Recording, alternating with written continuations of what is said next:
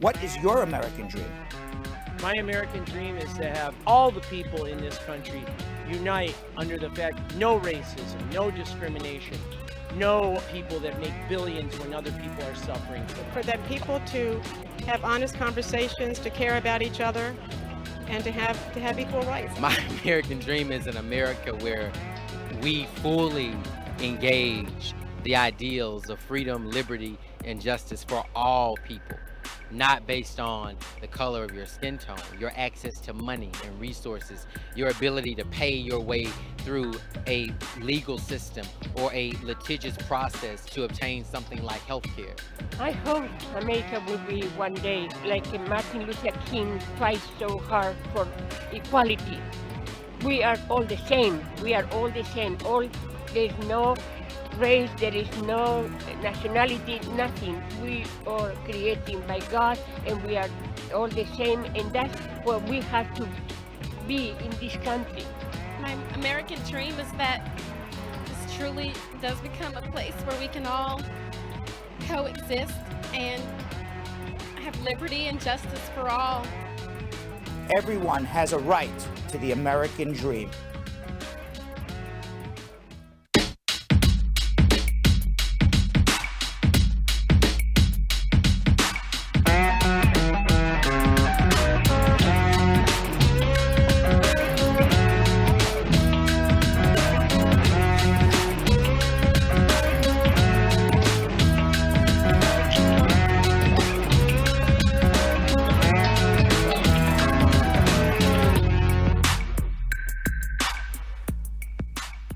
Welcome, everybody. It is Brad Show Live. My name is Brad Bernstein. It is December 1st, 2020. And you know what that means? It's the last month of 2020, which can't end fast enough. I wish it was December 30th. We want to get to 2021 already. Yo.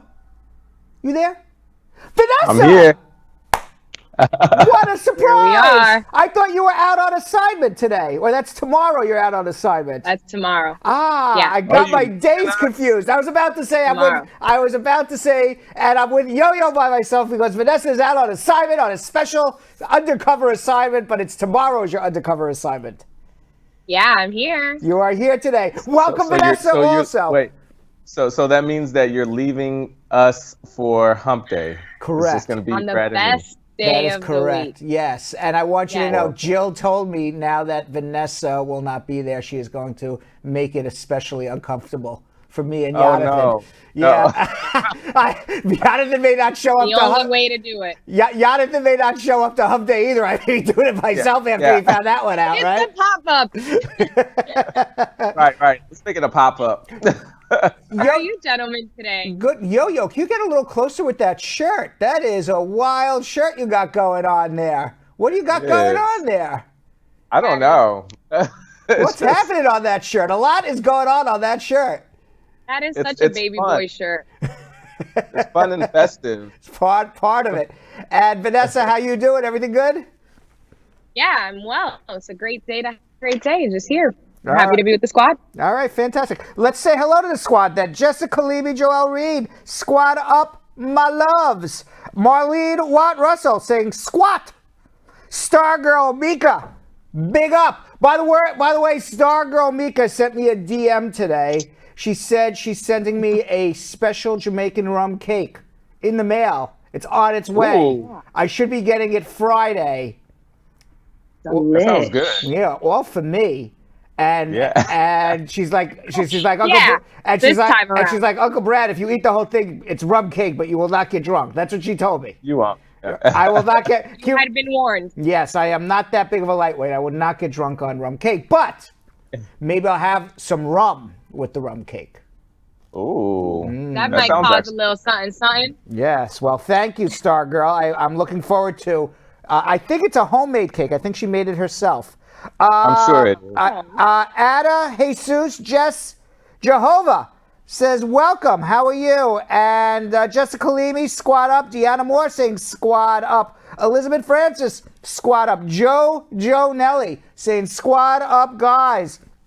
Dawn Harriet, how are you? Elizabeth Francis, Deion Watson, Who else we got here? Ronaldo Roberts, I see you watching. And Princess Tenko. We haven't seen Princess Tenko in a long time. Or have we? And I just didn't recognize her name. Or haven't said her name. I don't remember saying her name for a very long time. Welcome back, Princess. Whether it's been a day or a week or a month. Who else we got here? Violet Blackwood, squad up. Abadoon Jamo, squad up as well. Juliet Morris, saying hello. Carol Anderson, the Tiger. And Monica Stone, First Lady Jody Joy, watching. And let's go over to YouTube. Jessica Kalimi, double fisting. Isila Inat, saying squad up. Kristen Sia, Obina Igokwe. Hi, Brad and crew. AJ, what's going on? Daniel K saying hello to everybody. Angela Tinglin saying hello. Youngsters, Roberto family. Squad up, how are you? Kimmy's World. Uh-oh. Kimmy's World has a pre-comment of the day.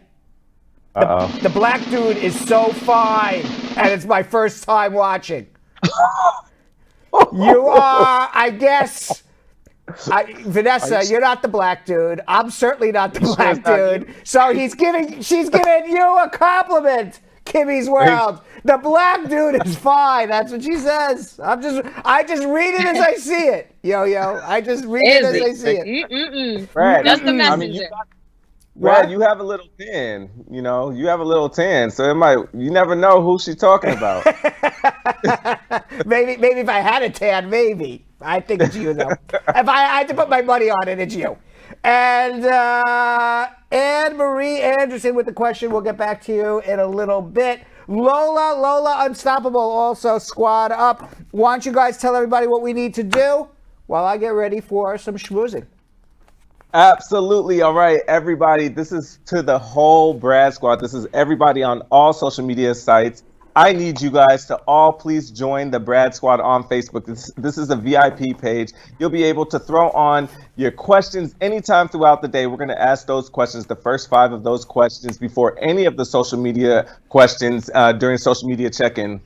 So this is the best way to get your questions answered, because for the people who keep on saying we're not answering your questions because we cannot get through all of the social media questions, we don't want to hear it, because you have a way to make sure you get your questions asked. All right, so join this page and then throw your questions on anytime throughout the day. And also we'll be throwing on different content that we won't put on any of the other pages too, because this is a VIP page. All right, so if you want to be VIP, you gotta request it, and we will make sure that we accept it, and you will become a VIP squad member. Now, for Facebook, I need you all to please start sharing. We need you all to put in the work, everybody. And I love when you guys throw it in the comments and remind everybody to start sharing, and telling them how they could share. All you have to do is please press that little arrow that's pointing to the right. You could share it to anyone's page. You could share it in an inbox. You can make it personable.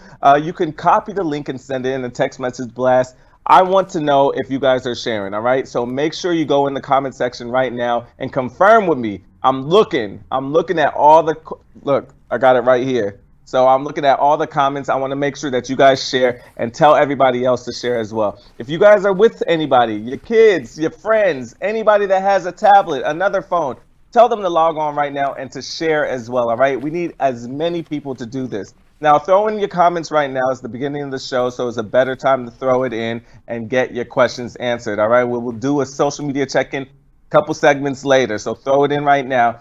Also, like, love, smiley face, wow face, mad face, whatever emotion you guys are feeling, make sure you show that love to the video. And last but not least, remember, we do pop-ups. The only way for you guys to find out if we're going to be live on a pop-up is if you click that little bell notification. That bell notification will notify you anytime we go live. All right, so you will get a notification and it will pop up, and that's just because you pressed that bell notification. So it's easy. All right, so remember, hit that bell notification, share the page, throw your comments in, interact.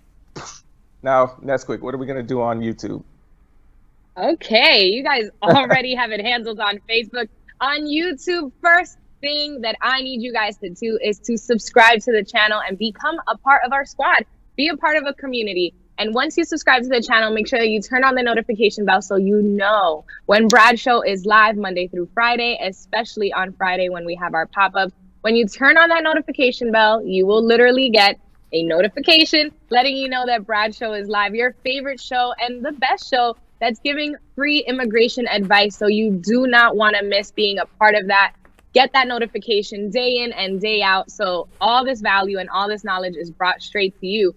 Of course, if you love what you see here, we need you guys to give us that thumbs up. When you give us that thumbs up, it lets YouTube know that you really enjoy what's happening here, that you like it, that maybe more people should be a part of this, that YouTube should be showing this to so many more people. And that simple thumbs up that I want to see going up right now, because there's way more of you watching than there are thumbs up. So please, please, please, right now, let's see those thumbs up and show us that you're liking and you're loving what you see on here. Of course, next to the subscribe button, you'll find the share arrow. So go ahead and click that share arrow and copy the link. Send it to a friend, send it in a group, send it, share, share, share. There are still so many people that don't know about Brad Show Live. And you who is tuned in and day out, you know all the great information that we give for absolutely free here. You never know who needs help with their immigration case. And this is the place to get the answers. So share. Show us in the comments what you're thinking, what you're feeling. Have some conversation with us. I'm on YouTube looking into those comments and I want to talk to you guys. So let's get the conversation going. Ask your questions in there because the squad is behind the scenes gathering your questions for social media check-in.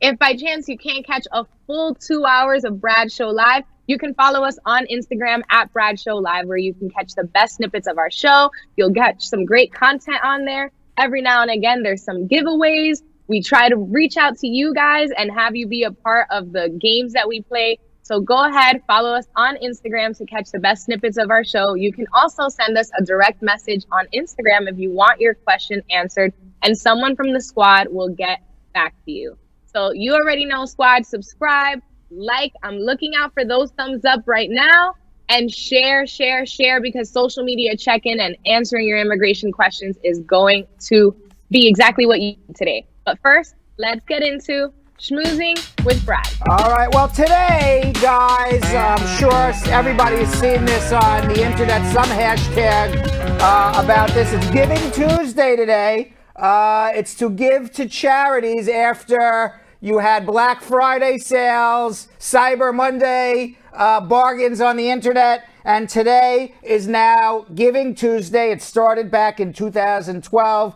It is now the 8th year of Giving Tuesday. It was started by two charities. Good marketing by these charities, the 92nd Street Y in New York, the United Nations Foundation. They introduced Giving Tuesdays. It is always the Tuesday after Thanksgiving for the last 8 years. In its first year, it was estimated that about $10 million was donated to charity through online Giving Tuesday fundraisers. But this year, last year, actually, in 2019, it reached $511 million. They expect it to exceed the 2019 $511 million. Is that pretty good marketing, guys, or what? To start something from nothing and raise $500 million for charity? You know, these charities aren't dumb, right? They know how to market too. Right. Of course. Now, that's smart. Yeah. So experts expect the growth in donations every year, but they say this year is a little up in the air, but still they're expecting to beat their records. Let's hope they do. Meanwhile, we talk about coronavirus all the time, but today is also World AIDS Day. It's a reminder that the coronavirus is not the only pandemic threatening lives around the world. HIV has infected more than 77 million people worldwide. Over a 16-year period, the world spent approximately $560 billion on HIV. Now, United Nations AIDS estimates that the COVID-19 pandemic may set back the AIDS program by over a decade. There's an estimated 350,000 people who right now use a prophylactics, to fight AIDS. If you take this, it's called PERV, you are guaranteed 100% not to be infected with AIDS. but there's a lot of barriers to getting these drugs. People don't have the money, and people are really concentrating on COVID right now. You don't really hear anything about AIDS anymore, right? Does anyone even talk about it? No, I feel been a while. No, I mean it's become a lot more normalized, you know, with I mean social media and all the shows that talk about the topic, and of course with all the medicine that's been coming out since, you know, the 90s. Back in the 90s, that's when it was like a death sentence, and now, you know, they have different type of pills that can, you know, have you live a normal life. So you don't hear too much about it. In the 80s, it was really a death sentence. In the 90s, they started to get some medication. Now they have it. They can, if you're able to obtain the medication and you can afford it, or you get it from a charitable organization, you know, you can live, you know, decades. Look at Magic Johnson. He was right, diagnosed. Magic Johnson. Yeah, everybody keeps on saying, that's only for rich people, but you know, it's the medicine that's out. Yeah. He survived almost 30 years since he's been diagnosed. He was diagnosed in the early 90s. He had it early. Yeah. That's when. And by the way, here's a statistic. Okay, there are 77 million people worldwide infected with HIV. Right now, there are 63.5 million people confirmed with coronavirus worldwide since the pandemic started. So even to this moment, HIV is more prevalent than COVID. Yeah. I mean, probably not, because there's probably a lot of people who haven't been who got COVID but never went and took a test. You know, so they're not counting those people. Yeah. But still, I mean, just as a means of comparison. Yeah. And I was surprised that they didn't really talk about, you know, patients that were, or you know, people that were infected by HIV or AIDS getting corona. Like, you only heard about the underlying. They usually only talked about like diabetes or high blood pressure. But nobody really said or overweight people or old people. Or overweight, Right. But they never really said anything about people infected by HIV or AIDS. So I wonder if it's the same. Right. Meanwhile, Vanessa, I'm gonna give you 3 guesses, Vanessa. 3 guesses. Here I go. All right, you ready? Get your thinking cap on. Yeah. It's on. What is Merriam-Webster's 2020? Merriam-Webster is obviously the dictionary. What is Merriam-Webster's 2020 word of the year? It came out today. The 2020 word of the year. If you had to take a guess, what is it? The word of the year. Take a guess what the word of the year is. Would it be the word used more often? I don't know. They just say the word. You said you were going to give me 3 guesses. Yeah, okay. You haven't given me the guesses. Oh, I'm giving you 3 guesses to guess the word, not to ask me. This is not what's my line. You ever see that show, What's My Line, from like the 1950s, where they're like, are you a living actor? Right. You know? Williams word of the year. And by the way, also dictionary.com also. And don't look at dictionary.com, but dictionary.com also. Come up with the three most used words of the year that were not used in 2019. So you got to think of it like this. What words were used this year? Virus. Close. Pandemic. Ding, ding, ding, ding. You got it. Pandemic is the word of the year. It was informed top searches on both sites. It has reshaped our language that we use daily. Merriam-Webster said people look up pandemic with remarkable frequency throughout the year, especially on March 11th. On that day, when the World Health Organization officially declared COVID-19 a pandemic, the word pandemic searched on Merriam-Webster went up 115,806%. Yeah, that makes sense. Yeah.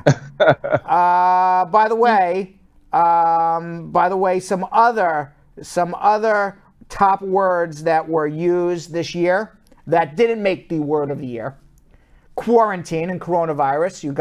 And Vanessa, you were right on there. Other top searches: Kraken. I don't even know what Kraken means. I've never heard anybody use that. What is that? Kraken. I have no idea. Is that a drink? Now I'm going to search for it. Well, okay. There's a rum. There's such thing as a Kraken rum. Maybe. Right. Yeah, That's what I thought. No, But that's not. But Yeah. that's not. But that's not. It wouldn't. That's a name of a brand. Antebellum, that's which is true. pre-Civil War. I know that. Doom scrolling. I never heard that word. You ever hear the word doom scrolling? No. No. And last one, malarkey. That's Malarkey. hilarious. And that was Malarkey, because that's a bunch of Biden. And that was because Biden, I think, used it in one of his either speeches or. He uses that a lot. I've heard him say malarkey before. That's a bunch like of. malarkey. That's a bunch of malarkey. Well, you got to put your mouth to the side when you say that. Yeah. You know what? Malarkey. That's a nice way of saying that bullshit, man. That's bullshit, right? right. It's a lot of bullshit. It's a politically But it's a- correct. but it's a- politically correct. It's term. politically correct. Correct. Yeah. I'm sorry, Julian is talking in my ear. Oh, secrets that we're not part of. Julian looking up the term doom scrolling. Okay. Doom scrolling is scrolling down through the internet and getting angry at the news. Oh, You ever getting hear that? angry. You're getting angry at the news. I Like mean, just That could I doom scroll all the time, but I didn't know there was a term for it. Now I know there's a term Now for we it. know. Now we know. This definitely was the year of doom scroll. Yes, that is for sure. Meanwhile, Porky, you know him, right? The Attorney General, Yep. William Barr. After Donald Trump put him in charge, and he told all the U.S. attorneys throughout all the entire United States, there's a lot of fraud. I want you to go investigate it. Today he came out, the Justice Department, headed by Porky, a.k.a. Attorney General William Barr.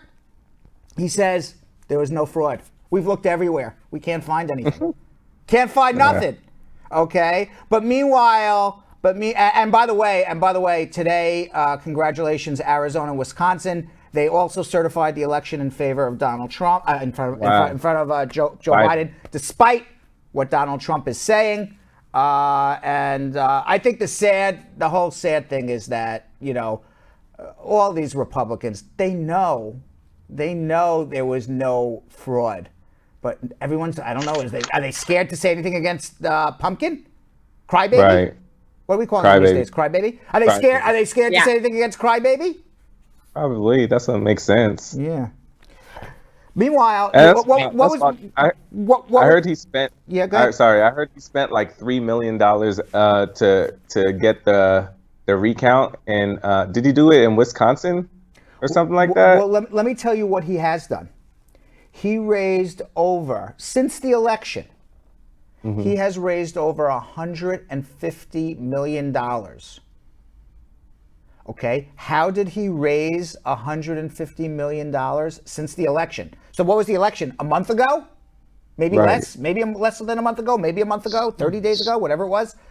Since the election, he has raised, according to the New York Times, I read it this morning, he has raised over $150 million.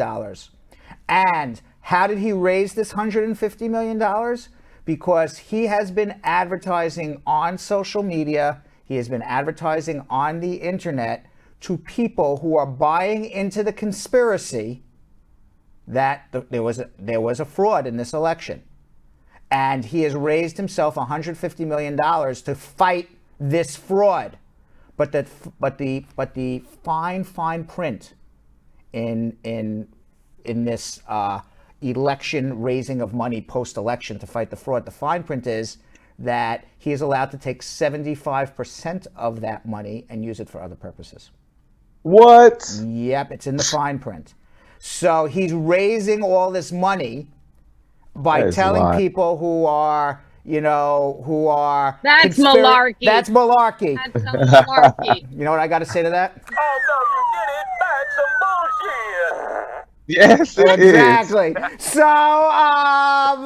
So he's raised this $150 million, and he's only going to use 25% of it, at least he claims, and who knows how much he'll actually use to fight the election fraud that didn't exist. And he has used, so when you say, well, why is he doing this? It's a moneymaker for him. It's a moneymaker for him.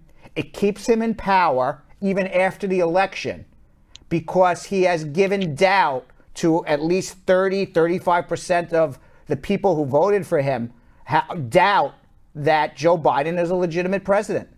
So if Trump delegitimizes Joe Biden, he still stays as the leader of the Republican Party. Who's going to go up against him? He delegitimized the Democratic president. That's crazy. Plus, he raised $150 million for himself, and God knows what he's going to do with it. That's wild. All right. So when you say that's BS, that's some BS, right? Yeah. Okay. Meanwhile, the United States Supreme Court, they're punting. Yes, it is fourth down and 30 yards to go. They've decided to punt since Donald Trump's going to be out of the office in about, he's out of office January 20th. So we got about six and a half more weeks to him. Yes. So they punted. And what did they punt? There is a Supreme Court case that they decided they are going to withhold a decision for a while that to determine whether or not illegal immigrants, people who are out of status, undocumented immigrants should be counted as part of the census. Trump does not want undocumented immigrants to be counted. Obviously, Democrats want them to be counted.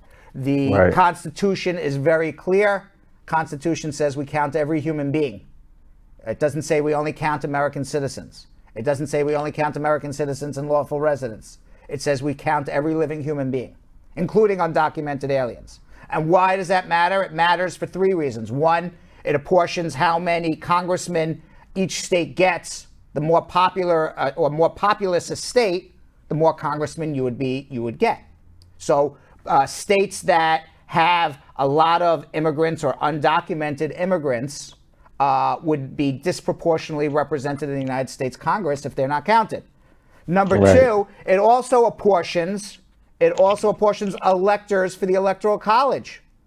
Now, remember how important that was 4 weeks ago, right? The Electoral College. All right. Yes. All of a sudden, if undocumented immigrants are not counted, California loses electors. New York loses electors.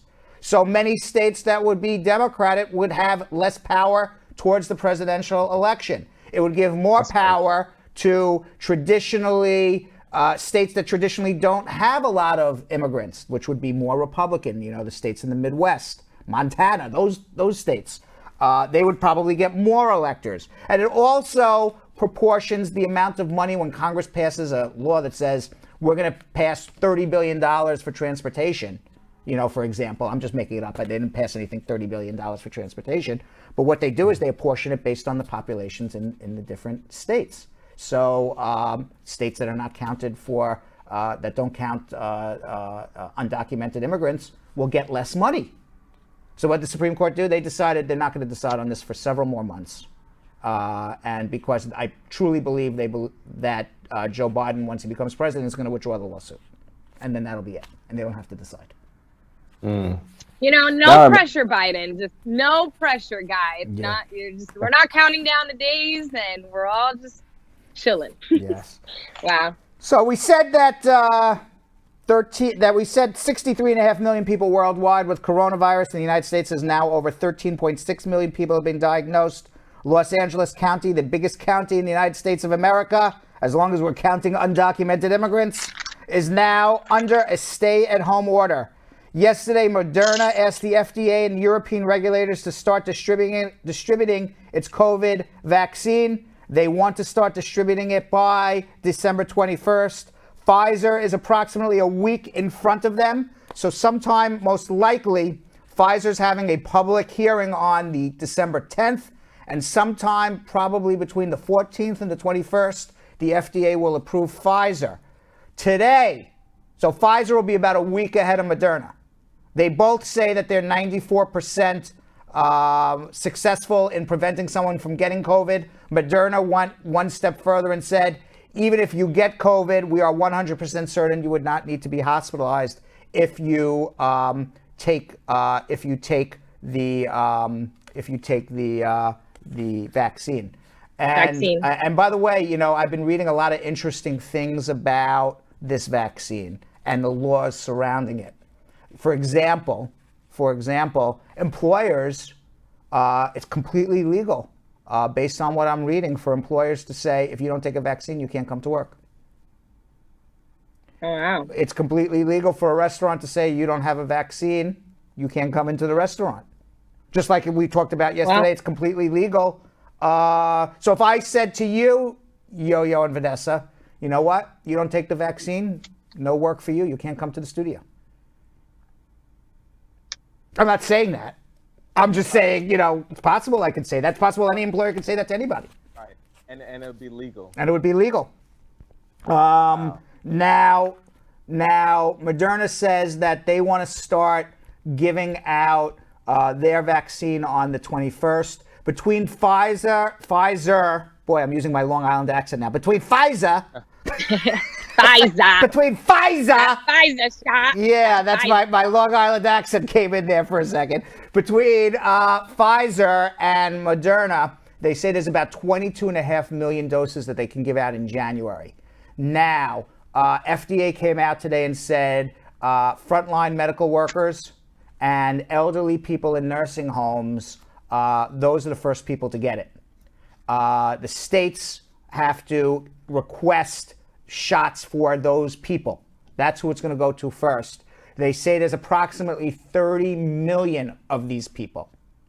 Whoever these people are. These people are obviously, I love it's so funny when I say these people. What do you mean these people? Well, these people are, you know who. We know who they are. They are the frontline medical workers and elderly people in nursing homes. So there's only 22.5 million shots that are going to be available come January. So that means that it won't be till some point in February before they get to the next level of people, which will be people over the age of 65 and people who have an underlying medical condition. And I don't know how many of those people, quote unquote, are out there. So, guys like me and Yo-Yo and Vanessa won't be getting the shots if you want to get them probably till April or May. Now, last thing I read, which was also very interesting, is I forgot who said it, but last week one of the squad members said in the comments, I don't know if I want to give it to my 9-year-old. Well, from what I'm reading, if you're under 18, you're not going to get it, period. Because nobody has tested this vaccine on somebody under the age of 18. So I believe as of the moment, unless they change who's going to get it, but I believe at the moment the idea is you're under 18, you're not getting vaccinated. Oh, I mean, looking at the legal side of things, it seems like if there's not too many options, you have to get this done or won't be able to work, won't be able to socialize. So there goes the option. Yeah. And I'm actually surprised that that children wouldn't be like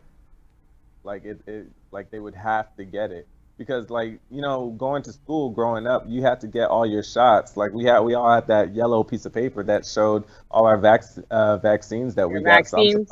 Yep. Well, you want to know what's very interesting right now is that if you notice that all the schools that are opening are skewing towards opening at greater numbers for the younger children than high school.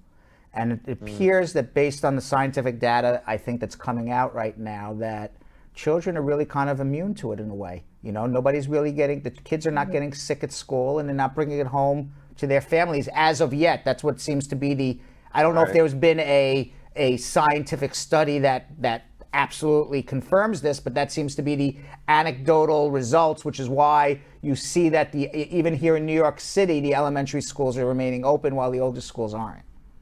Okay. Yeah, that's a thing. That's a thing. See what you did there. But you know what? But you know what it is right now? It's time for tea with Uncle Brad and Yo-Yo. Oh, is it? Yes, it's tea time. Oh, now I want you to know. Jeremy the butler did not come to work today. Where is he?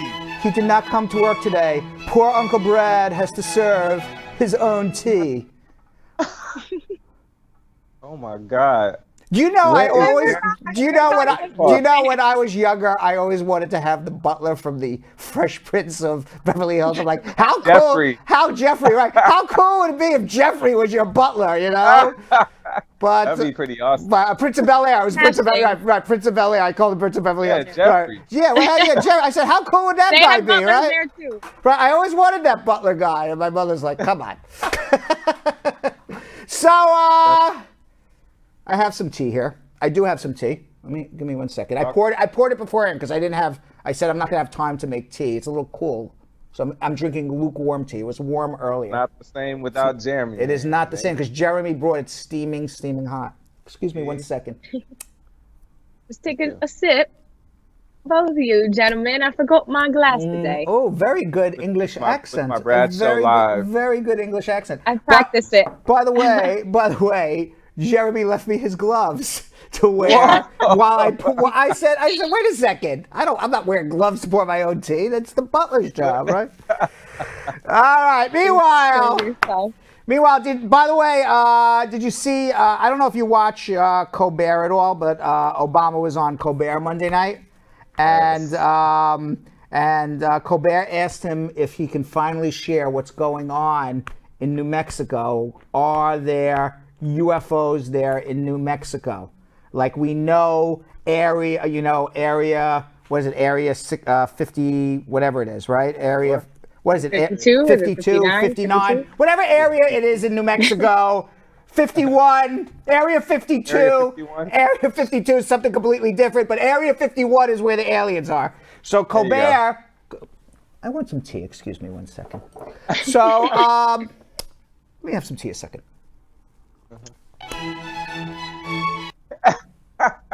So Colbert said to him, Obama, can you finally share with us, Barack, what's going on with these UFOs in Area 51? And Barack said, well, I really can't talk about it. And then Colbert took that non-answer as confirmation. He said with a grin, wait, I got it wrong. He said with a grin that he certainly could ask about it, but he can't tell you. He can't tell him whether there are UFOs there or not, whether there's some green men there or not. So Colbert took that answer as a yes. And he said, all right, I'm taking that as a yes, because if there were none, you'd say there's no UFOs in Area 51. But you just played your hand. And Colbert said, I thought you were a good poker player, but apparently not. And Obama said, well, feel free to think what you think. So what do you think? Right, that's still not him confirming it. Do you think that was a confirmation that there are little green men in Area 51? Do we need to storm Area 51 now? Right. No, I don't think that was a confirmation because he's so, media trained and probably used to. I remember when he first came into office, I think it was one of the other, what's his name? I forget his name. But he was on another late night talk show, and they asked him, and he was like, I can't say all of that. So I don't think that was him confirming. But I do think that there are aliens there. You think there's some aliens there? I do. You think we are not alone? No. Do you think it looks like that guy? I don't. Okay, that's the part that I was going to say. I'm like, I don't think it looks like that guy. I don't think it looked like that. What would you think the alien looks like? So when I was watching one of the documentaries on Netflix, every single one of these old ass white guys that saw it from like years ago, they're like super old, and they all said the same thing, and they don't know each other. What'd they say? They said it looked like it was like a 7 foot, 7'5", tall like figure, but it looked like a black person. They said it looked like a black person, but just like super long and like long arms. I think it probably looks like that. You're telling me some old white dude said there was a tall black guy and he came from another world? Yeah, a bunch of them. They were like these tall, kind of like long. Come on, it's kind of weird. Come on. I don't know. I don't buy it. I don't know. But by the way, you don't think there's any other life? I think if there was really some green guys in Area 51, somebody would have like wiki leaked it out already. Edward Snowden and Julian Assange or one of those guys would have totally wiki leaked all the pictures of the green guys already. Don't you think like there would have been a wiki leak already? You know, like the Maybe- Area well, 51 maybe they're smarter than emails. us. Maybe they're smarter than us. Come on, you mean to tell me? You mean to tell me that Hillary Clinton, who's running for president, she can't protect her emails, but the people in Area 51, they've got it totally covered. Nobody could get into their emails. I think so.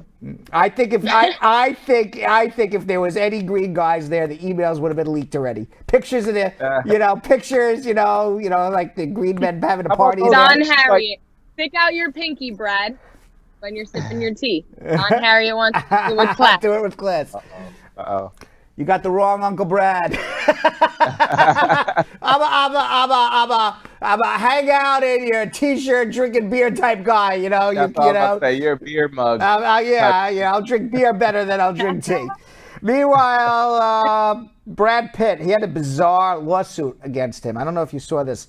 A businesswoman by the name of Kelly Christina said she was scammed on the internet by $40,000 by a person who said he was Brad Pitt and was discussing marriage, and then eventually paid fake Brad Pitt $40,000. But even though she realized she was not communicating with the real Brad Pitt, she sued the real Brad Pitt, claiming in court papers that he should have done more to protect his fans from imposters. But, yep. Oh, wow. That's his fault? Yeah, Christina, she's from Plano, Texas, has claimed that the scammer approached her online in 2018 and asked her to organize a series of fundraisers for Pitt's Make It Right Foundation, which constructs new homes for victims of Hurricane Katrina. In court papers, she said that the fake Pitt asked her for $40,000 to attend the events, but canceled at the last minute each time.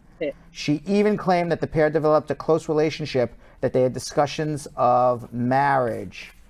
Oh, sir, ma'am. Excuse me, ma'am? Excuse me, ma'am? Exactly. See, this is the main thing is, if you did not video chat with them, don't trust it. We have way too much technology for you to still be getting catfish. Yeah. If somebody doesn't video chat with you these days, and you see, it's a wrap. And you need to see identification too. Right. I mean, there's a couple things you need. Okay, you need to see the person. You need to have ID. Let me see your passport, driver's license, something. You got to confirm the person is who they are. So this girl really was discussing marriage with Brad Pitt. Yeah. Thought it was real him. Yeah. Mm-hmm. That happens. You heard it here first. Yo, that could happen to you too soon. Very soon too. Some people have used my pictures. Yeah, I know.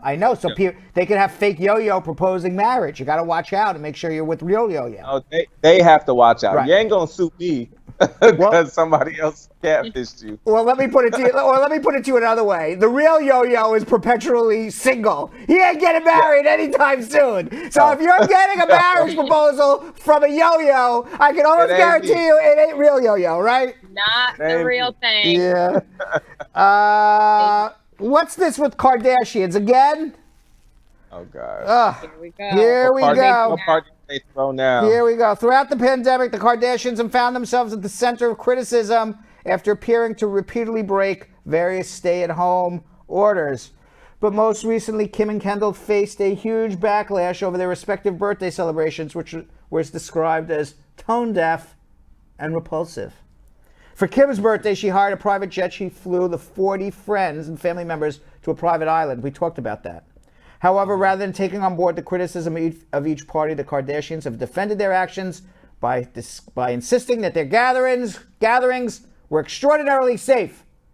The family used rapid response COVID testing before each celebration, which, by the way, is only about 75%. Exactly. I was going to say, I've had 2 friends that have had false negatives. Through rapid testing. And by the way... False negative? Yes. And by the way... Right. And when they were positive. And by the way, Donald Trump and Kellyanne Conway and Melania, they were insisting on everybody taking a rapid test, and they all got corona. So that's... Wow. See how that turns out? You know what we have to say about that? Whoa, watch your step. You just walked into some bullshit. Exactly. Malarkey. Some more malarkey. That is some malarkey. Let's see what else we got here. Oh, this is really interesting. I just found this out. You know Kamala Harris.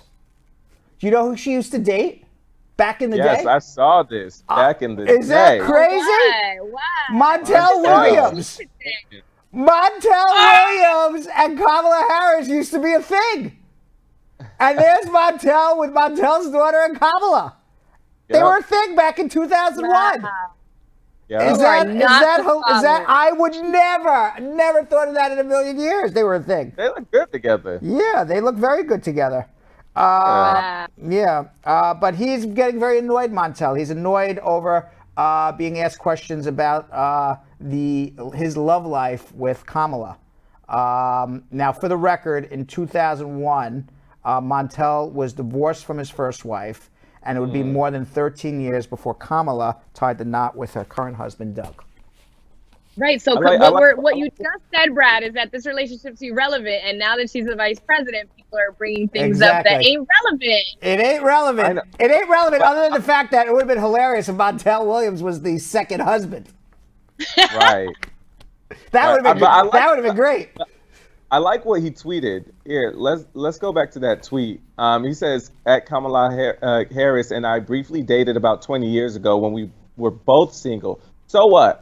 I have great respect for Senator Harris. I have to wonder if the same stories about her dating history would have been written if she were a male candidate. I like that. Would it? Would it be? Yeah, because because it's still a celebrity. It's still a celebrity. Nosy. It's still a celebrity. Yeah, Even everybody was getting on Donald Trump to being with Stormy Daniels and this woman, but it was also had to do with sexism and I was about to say, that was more of a scandal. potential rape and Right. That was a little more complex. Complex, a different right? Entanglement. But I think if a man was, if I became president and pictures surfaced with me dating Madonna, back in the day, which of course I did. Wait, what? Oh, you didn't know that? Oh, there's all types of tea. There's all types of tea today. That's right. Yeah. You didn't know Uncle Brad dated Madonna back in the day? Like a virgin. Yes. Like a virgin, Uncle Brad's full of malarkey. No, I did not date him. But I mean, if I did, and I was president, I think the pictures would surface. Don't you think? For sure. I do, but I also see where he's getting at, because I do feel like she's gonna be facing a lot of different, media, just like coverage on like her appearance, hair, dressing, and all that like that. Compared to like what they wouldn't really be doing that to a male candidate. I believe that is very true. Her appearance is going to be critiqued a lot more than Pumpkin. Or Biden. Yeah, nobody. Right. No, Pence. Like we barely even see him in the news. Like but I feel like she's gonna get a lot of press on that. Well, I mean, I guess there's positive and negative. I mean, because the old saying, there's no such thing as bad press. So if the press is gonna concentrate on you, who cares what they're talking about as long as I'm in the conversation. I think there's no such thing as bad press. But as the vice president, you want to be in the conversation for the words coming out of your mouth, not what you're wearing, obviously. What you're wearing, right. Yeah. Meanwhile, did you see the Tyson Roy Jones Jr. fight? Did you watch it? I sure did. I watched it too. That was the worst. I didn't. That was the worst fight I ever saw in my life. It was so boring. The best part was Nate Robinson. Oh, Nate Robinson. That was great, wasn't it? He was like a little jackrabbit. He was like jumping in there. All right. He was like jumping in there, like literally like a little jackrabbit comes flying out of his cage. And right, wasn't he? And I'm saying to him, I was watching with Zach at home, and I'm saying to Zach, I go, Nate better cover up. Nate better cover up. He's not covering up. He doesn't even put his hands up. And then Vanessa, it was literally Nate Robinson, like, like going like this to to Jake Paul, and then all of a sudden, Jake Paul just like took one punch and knocked the guy out in the second round. He wanted to wear him out a little bit. Yeah, let him sweat a little. Exactly. And I was rooting for Nate Robinson because I met him once. He was a very nice guy. I was invited once to the locker room. That's your friend. He's not my friend. He's not my friend at all. He wouldn't know me because he's met a million fans. I just met him. I was invited once to the locker room back in the day, like when I was like 21, 22 years old, and he was still in the NBA and or starting in the NBA. I think I was older than him, or maybe I was around the same age. And but he was in the NBA, and he shook his hand. So I shook his hand. I met him. I never met Jake Paul. So I'm like, all right, I'm going to root for the guy whose hand I shook, right? Why not? Right, the guy you know. The guy I know. Know what you know. Right. I'm like, poor guy just got pummeled. You didn't bet on that. Poor guy just got pummeled. God, it was bad. It was bad. It was like I thought that was what was going to happen with the Tyson fight. You know what? You're gonna have to YouTube it. It was almost like Jake Paul, you know, like one of those things where he like puts his hand out and then he's going like this, but he can't reach him. I'm gonna get you. I'm gonna get you. I'm gonna get you. Like. And now I don't watch Jake Paul on YouTube at all. You know, obviously he has a few more viewers than we have. You know, maybe we'll catch up to him one day. But from all what I read is he's a jerk. Yeah. He's a jerk. And Julian, the TriGaster guy, agrees. Okay.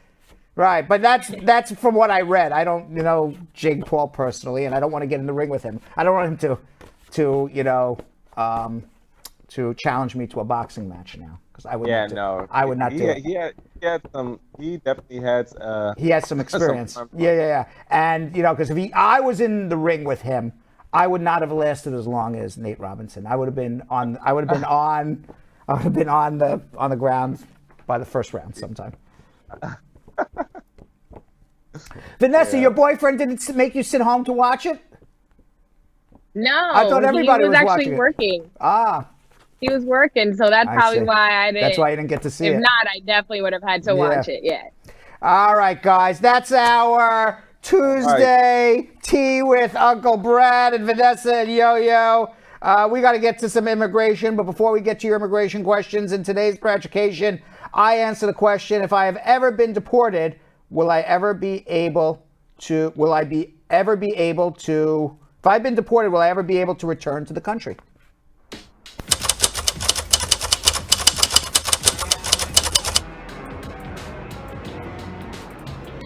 If you were deported one time from the United States, there is a waiver for that. You may be eligible to re-enter the United States. If you were deported and you tried to re-enter the United States without permission and got deported a second time, there may not be a waiver for that. Now, there's also the underlying reason why you were deported. Were you deported because you just overstayed on your visa or are living here illegally? Were you deported at the airport for making a misrepresentation? Were you deported for an underlying criminal offense? How serious was that criminal offense? All of those need to be evaluated before anybody, including myself, can make a determination whether or not you can re-enter the United States after a prior deportation. But is it possible? In many instances, yes. All right, let's do something we like to call, I'm going to answer your immigration question. Why don't we do that? All right, we're going to go to Christy in Colton, California. Christy, how are you? Christy, how are you? Hello? How you doing, Christy? Hello? Christy. Hello, Brad. How are you, Christy? I'm good. Are you? Good. What's going on? Thank you so much. Yeah, I want to let you know that the other day I called you concerning my recruiter that died after recruiting me to a unit in California. And you told me to do FOIA, which I told you I already did. But recently, I got a message from the US, the FOIA, telling me that there was no record for the I-145. Right.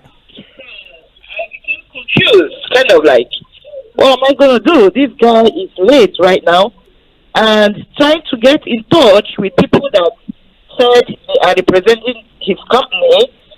They just told me to write email, and I'm not able. One second. I'm confused. Tell me again why I told you to get a FOIA. Tell me again why I told you to do that. What's going on with your case? Yes, I don't remember. you told me because I wasn't sure if I really have a filed I-140 yet.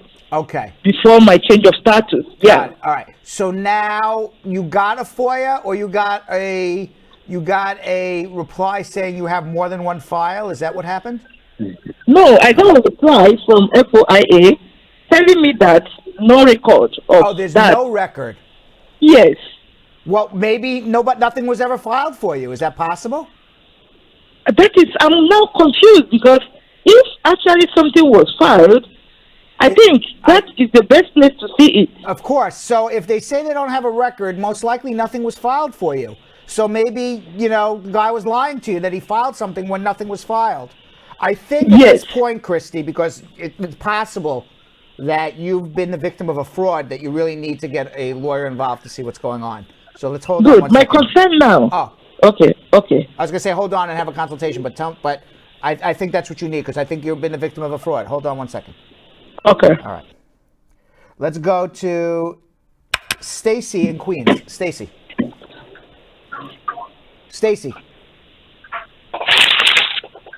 Yes.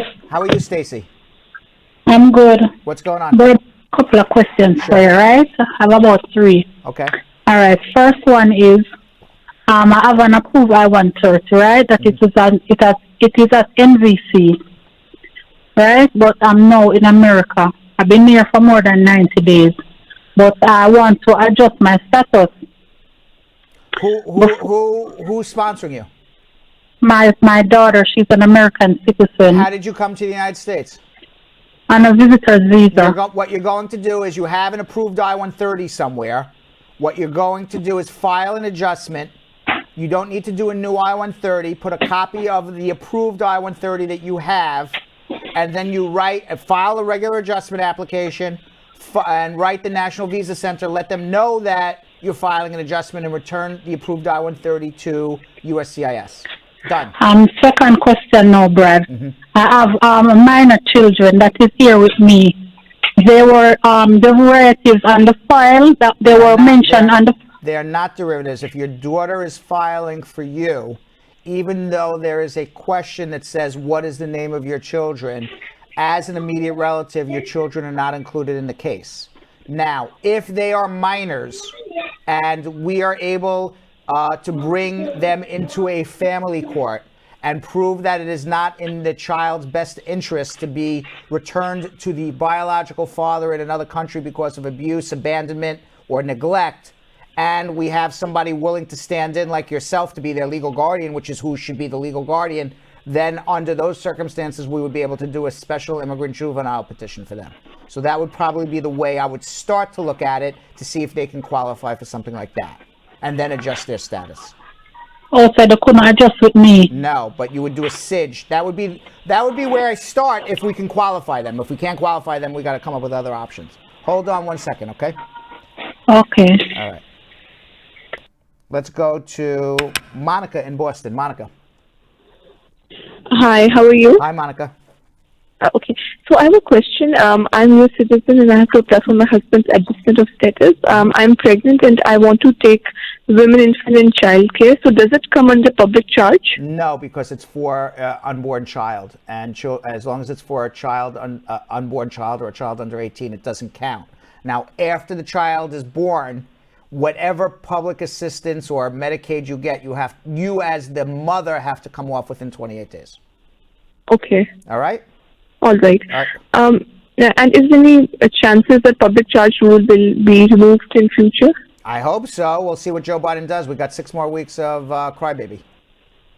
All right. Thank you very much. All right. Be well. Good luck. Thank you. Bye. Let's go to Charlene in Atlanta, Georgia. Charlene. Charlene. Hello. Hi. Hi. Good evening, Brad. How are you? I'm good. I have a question. Yes. I have my niece here with me. She's from Jamaica. She came up here now about 4 years. How could I go about getting her green card Your niece so is, she how can old go is she? to college? How old is she? How old is she? She's 13 now. She's 13 now. Where is the mother and father? The mother is in Jamaica. And the father? I'm not sure where the father is. Okay, fine. So what we would do is you would go into family court in Georgia, and you have to be able to show that it's not in the child's best interest to be reunited with at least one parent. That parent, we would argue, would be the father who abandoned her. And as long as we can show that, then we can get what's called a special ruling from a family court judge that will say it's not in the child's best interest to be reunited with at least one parent, and you're going to become the legal guardian of this child. You're not going to adopt the child. You're going to become the legal guardian. Why? Because this is the fastest way to do it. And then I know I'm the legal guardian already. I have paperwork from the court, like to send her to school and to do whatever for her. But if you didn't get a special ruling, then it doesn't work. So you may need to go back and do it properly, so that way you're able to file what's called, or she's able to file what's called the special immigrant juvenile as an abandoned child in America. So you may have to go back to get that rule, that guardianship amended. And I think you're going to need a consultation. So hold on one second, okay? All right, let's go to Kenrick in Fort Lauderdale, Florida. Kenrick. Hey, Brad. What's up, man? How you doing? I'm good. I have a question for you, sir. I have my I-485 interview coming up within 2 weeks, and I would like to know how long the medical take to expire. 6 months. So as long as you did it within the last 6 months, it's good. Okay, so but I submitted with the paper last year, so. All right. Well, it should be okay. They shouldn't ask you for a new one. But if they do ask you for a new one, they'll give you an RFE and give you time to bring it in because you already submitted one. So do you think I should just do it and bring it? I mean, if you want to spend the money, it doesn't hurt. But, why don't you ask to see if it's still valid or not? Because they're good. Okay, they're actually good for 1 year, but sometimes I've seen them ask after 6 months for new ones. Okay, so it's valid for 6 months. They can ask anything over 6 months. I've seen them ask for it. It's supposed to be valid for a year.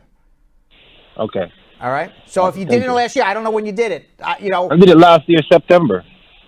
Last year, September. So we're now in November. So they may ask you for a new one. But I mean, I wouldn't spend the money again to do it. I'd go in and say I already submitted it, and then if they want a new one, they'll ask you to drop it off. But if you want to be safe rather than sorry, then go do another one. Just spend a couple $100 to do it again.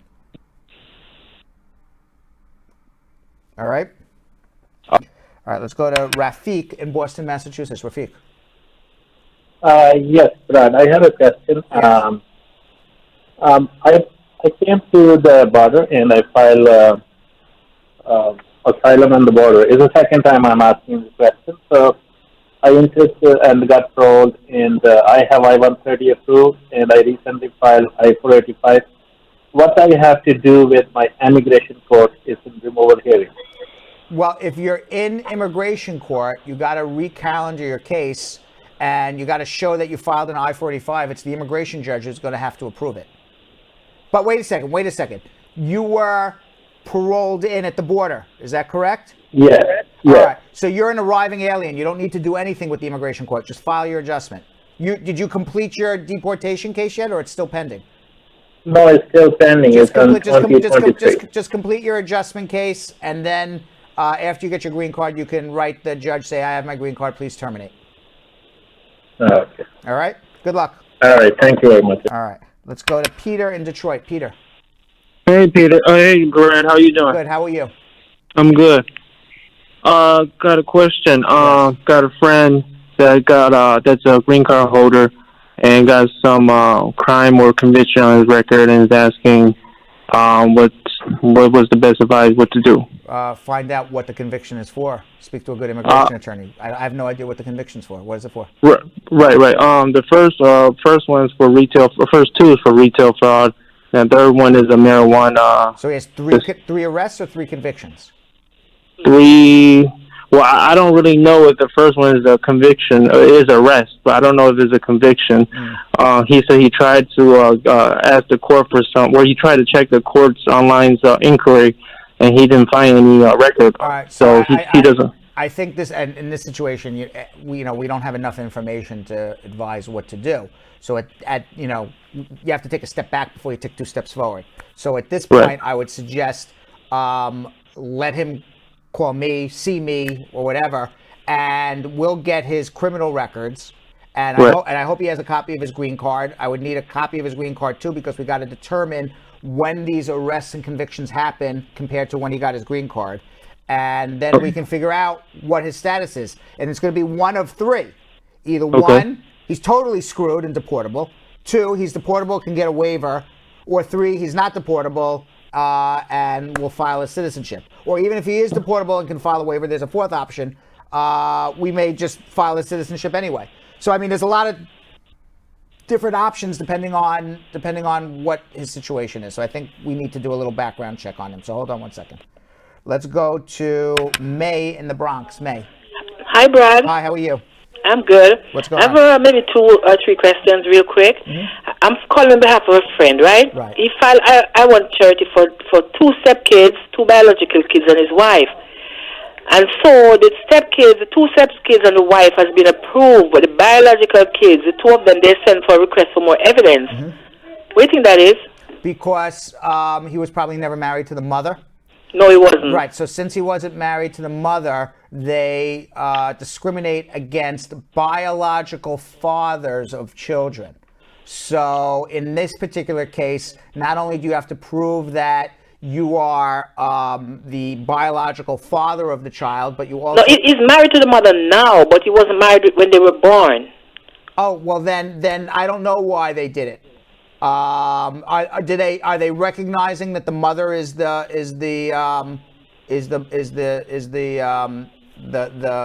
parent of the child, the mother of the children? Yeah, because her case was approved, her I-130. Then I don't know why they're doing that. What did they ask for? They request for more evidence. He did not get the letter yet, but he said that he saw it online that they sent out letters. All right, so then we got to see what was done wrong. But my guess is that they probably screwed up and think and didn't realize that he married the mother of these children. So my guess is, because that was the first thing that I thought, is that they're discriminating against the biological father who was never married to the mother, and therefore they want to take a blood test and prove that that the father was in the children's lives.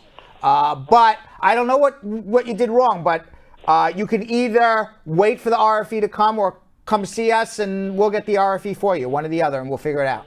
Yeah, one more question. The two kids are here that was approved. Can they adjust here? And one of them is already now over 21. As long as as long as it was done by a father who's a U.S. citizen, the I-130 was filed before 21, you can still adjust. Oh, and they can do it here, right? Yes. They don't have to go back? Correct. Okay. All right. Yeah, thank you. Hold on. Let's go to Noah in Boston. Noah. Yes. Hi, Brad. Hi, Noah. Yes. And I have one question. August, I have an interview for N400, and they did schedule it after 1 month and a half. When I reschedule my N400, I get arrested. Okay. But right now, they schedule my interview for December 20. What should I do? But if you have an arrest and it hasn't been resolved yet, there's no purpose on going on the citizenship interview. I would just I wouldn't even bother going. You're not going to become a citizen, not with a pending arrest. So to me, I wouldn't even bother going. Fix your criminal case. Once it's resolved, hopefully in your favor, then you just have to refile again. But how about if I go, do they deny? They're going to deny you anyway. They're going to deny you because you have a pending criminal case. Even if I don't go, they're going to deny automatically. You're going to get denied either way. So there's no purpose in going. It's my opinion. Okay, thank you. All right. Yep. Let's go to Hassan in New York. Hassan. Hello. Hi, how are you? Yeah, I'm good. Mr. Bright, please, I have 2 questions for you. Yes. Okay. One, I received a letter from USCIS, and then they are doubting my divorce degree. And then... Are you from Nigeria? No, I'm from Ghana. Oh, and they're still saying that you don't have a good divorce? No, they say why the divorce decree have 2 stamps. Uh-huh. And then, So they're questioning the validity of your divorce from Ghana. yes, so I sent it to the Ghana consulate in New York, and then I told them this is what the USCIS is saying. And then, so Ghana consulate take it from me and give me 3 days to come back. So when I went back, and then they verified from Ghana, and then they said it's valid and genuine. Okay, perfect.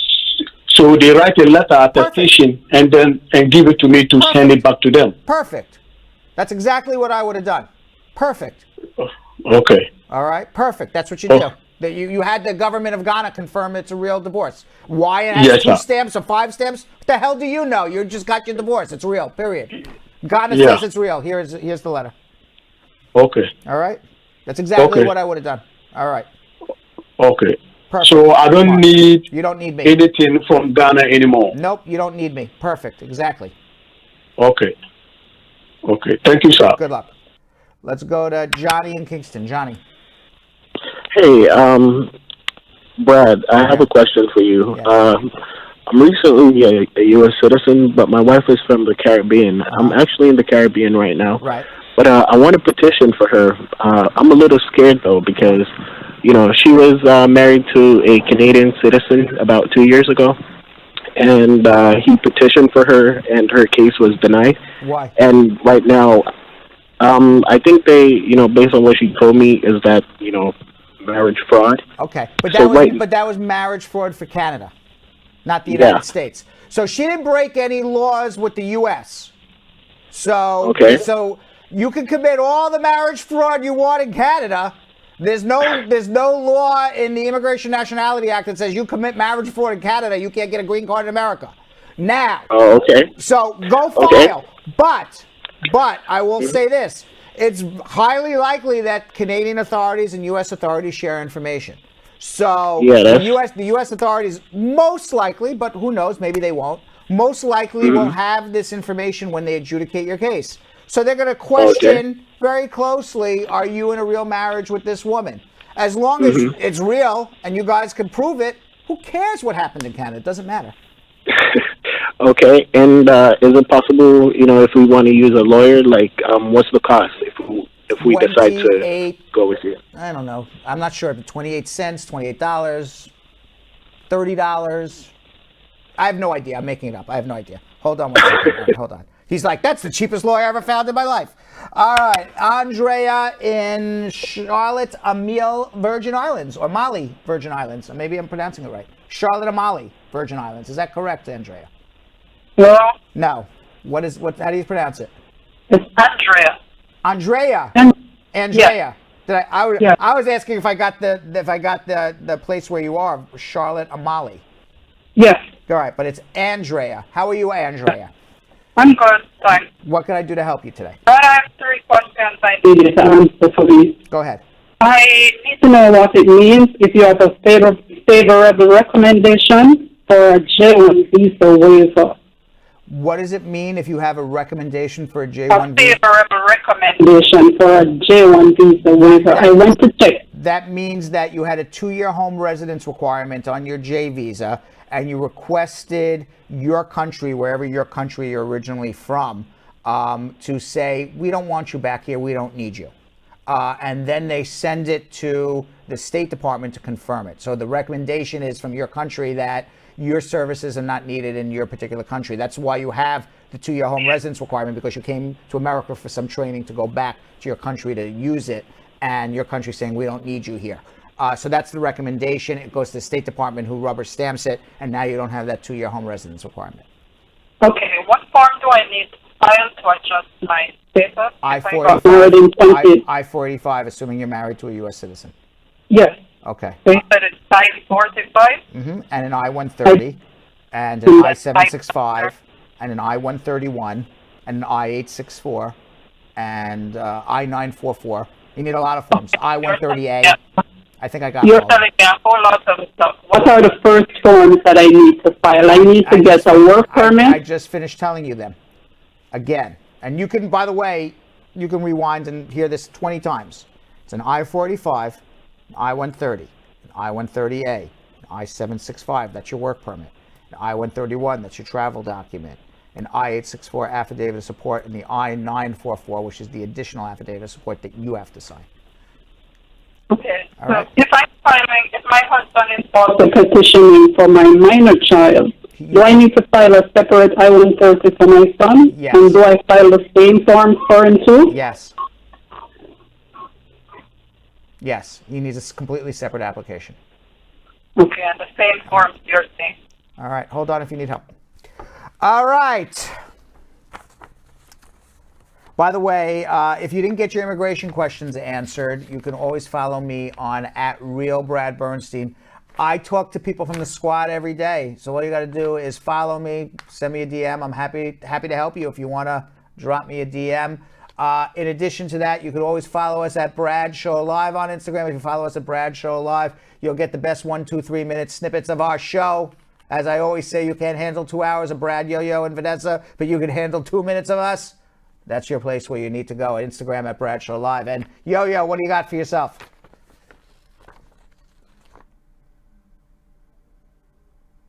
You're muted. And by the way, everybody out there, you did not lose your hearing. Yo-Yo is muted. Let's try that one more time. How about now? Yes. Better? Yes. Okay, you Yeah. guys can follow me at Jonathan Elias TV on all social media platforms. Yo-Yo, I want you to know, everybody just freaked out. They said, did I just lose my hearing? All right, Vanessa, what do you got? And you guys can follow me at Vanessa.Contreras TV. All right, so in today's Spar and Bernstein close-up, immigration attorney and partner Shannon Laguerre-Mangret gives advice on how to navigate your immigration case during the COVID-19 pandemic.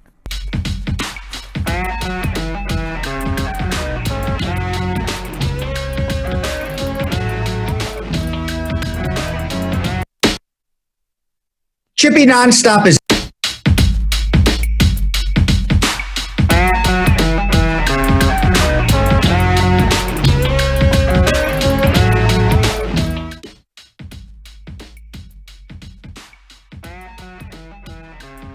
You need to speak to your attorney. You need to ask them, what is the strategy? How do we move forward? Will I still be able to either keep my green card, get a green card? And so these are things that you need to sit down with your attorney and talk about. You also have to be patient. This is not normal because this is a whole pandemic that's affected the entire United States. And the judges' unions, the government attorneys' unions have been fighting really hard. They are trying to find a way to keep everyone protected. And so we need to be understanding of that too, but also understanding, how do we move forward from this? Will I be protected? Make sure you keep in contact with your attorney, because if somehow you're depending on a qualifying relative where that person's going to age out, then you need to speak to the attorney. What can we do? Because I need to make sure that I'm able to get this green card or this level of relief. So very important to speak to your attorney during this time. All right, let's do something we like to call social media check-in. Here we go. What do we got? What do we got, Yo-Yo? All right, Nicole Hernandez. This is a Brad Squad member VIP page. Remember, you guys have to join the VIP page on Facebook. Just put in Brad Squad, and you can put in your questions anytime throughout the day. So Nicole Hernandez, my husband petitioned me while living in Jamaica. We're now waiting for the U.S. Embassy in Jamaica and NVC to set a date for my interview. Am I required to complete a public charge form? Yes. Janice Moses, also a Brad Squad VIP member. A prominent law firm has been taking care of my friend's case since November of 2017. She got her work permit and SS and Social Security last March. They're supposed to do a waiver for her. They keep promising, but zero. What can she do? Switch attorneys if you're not happy. Gabby on Instagram. I'm here in the USA on a visitor's visa and I overstayed. I want to travel to Florida in the near future. Is it okay for me to travel on a plane or take the bus? Don't take a bus. I think a plane is safer, believe it or not. They stop buses as you go down south. Unleash Fitness on YouTube. How do I rectify my CD1 visa since I was married but divorced in the process? Your CD1 visa, how do you rectify it? A CD1 visa is a crewman's visa, so you were going to go work on a cruise ship or as a longshoreman or whatever you were going to do. and you got shore leave.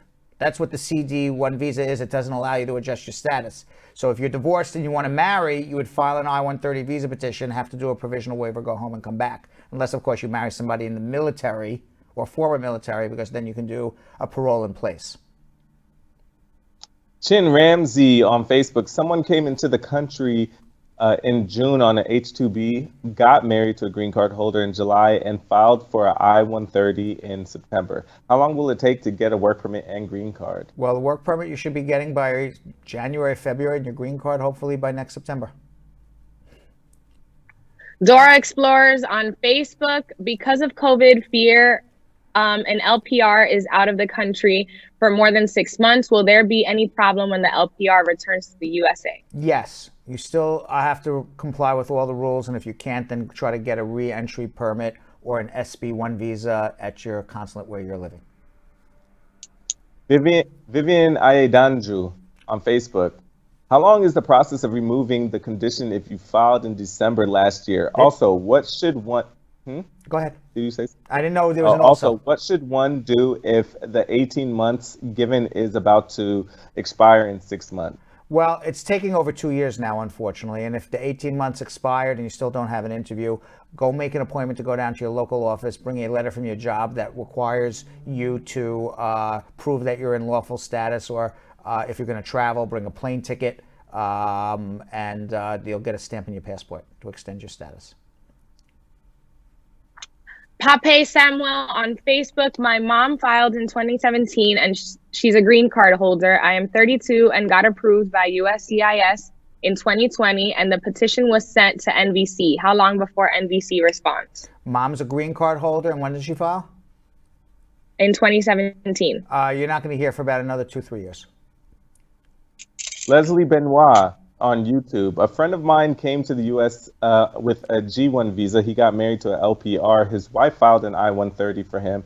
Will he need a waiver to adjust his status after an approved I-130? It depends which G visa he's on. G visas are workers for foreign embassies or at the United Nations, and sometimes you need a waiver to waive your diplomatic immunity. Knit D Brad on YouTube. Can I withdraw my case that's in the NVC stage? I filed for my wife, but we are divorcing because we couldn't get along. Absolutely. Just write them and say, here's a copy of my divorce. Michael Smith on YouTube. If a LPR of the U.S. filed an I-130 petition for her 21-year-old unmarried child who is an alien relative in December 2019, what's the approval time? Another year or so, or maybe even longer. I mean, they could not approve the case for several more years. Priority dates are only in 2015, so anytime between now and the next 4 years.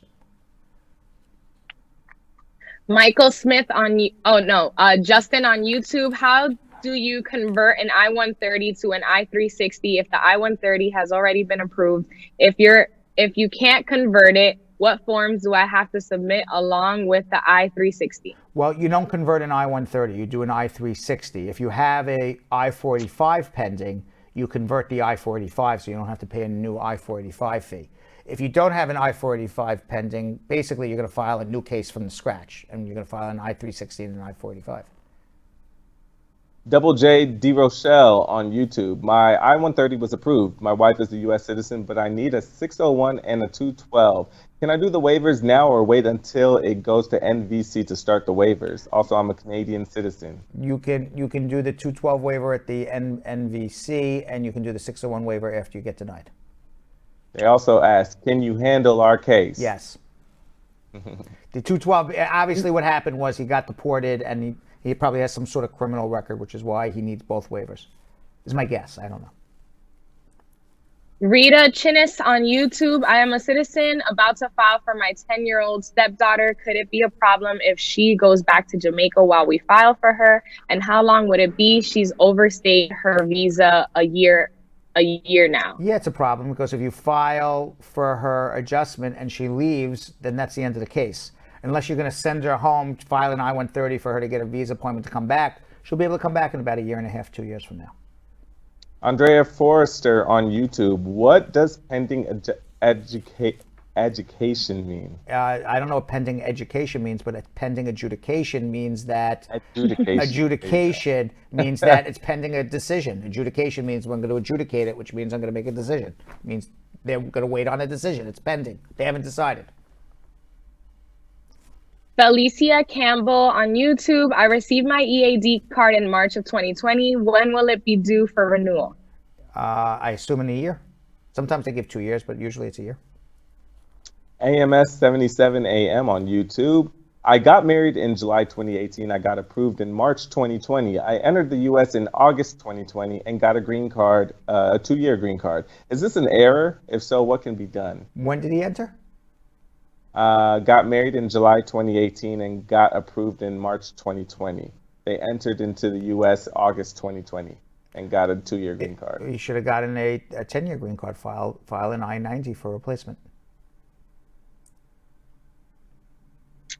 Moonish Khanna on YouTube. My 485 and I-130 interview decisions have been pending since February 2020. The status is showing an interview scheduled. What is your suggestion in this case? Well, if your case has been pending more than a year, we can do a pre-litigation mandamus where we threaten to sue the government in a mandamus action, or we could actually file the mandamus. If it hasn't been pending more than a year, you just got to wait, unfortunately.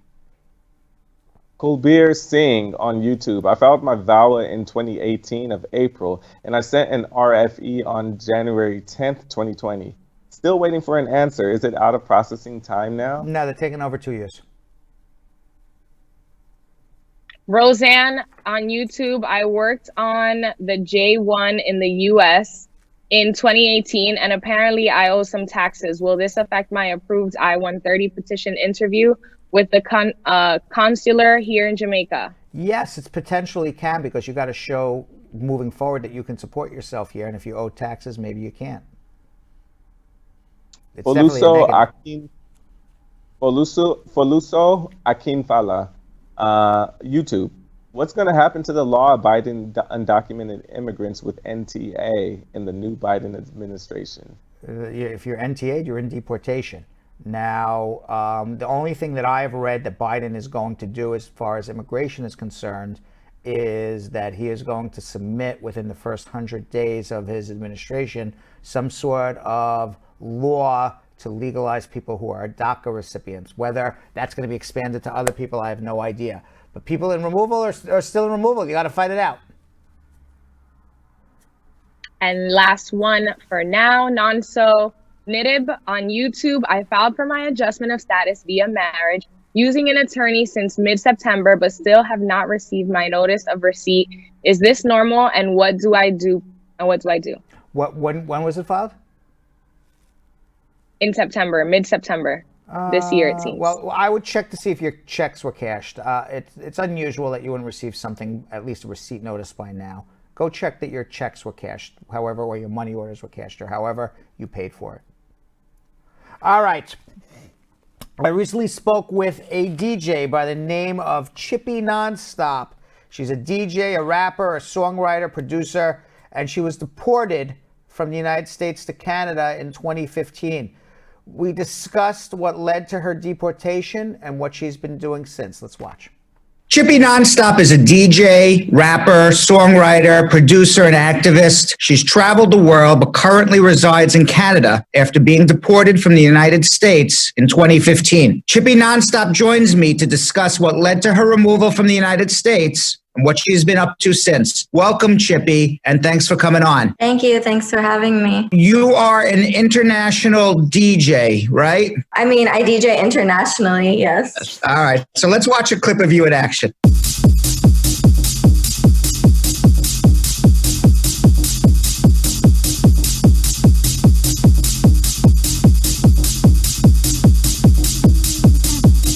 Wow, that's very cool. So tell me, you were born where, Chippy? I was born in Sharjah, which is the UAE, which people call Dubai. You've been to Dubai since, I assume, right? Yeah, I was actually just there. We got stuck there during the quarantine. You stayed in Dubai till what age? I was an infant, basically. But your parents were not citizens of the UAE? No. So, like, if you're not of Arab descent, you're not given citizenship of an Arab country, basically. So Right. You were born as a resident then. I think you get residency as long as your parents have residency there, right? Exactly. So, but my parents have Indian passports. They're Indian by descent and Indian citizens. Yeah. They were Indians who immigrated to Dubai. My dad worked for Lipton, like at Unilever. So he was working in Dubai for that. Then he got transferred to Africa, Zambia. And so we, as a family, we all moved to Zambia. And so we lived there for another, I want to say 4 or 5 years. So then at what age did you come to the United States and how did you end up in the United States? So my dad, for Unilever, he was kept getting transferred to different places. Like he was getting transferred to Kenya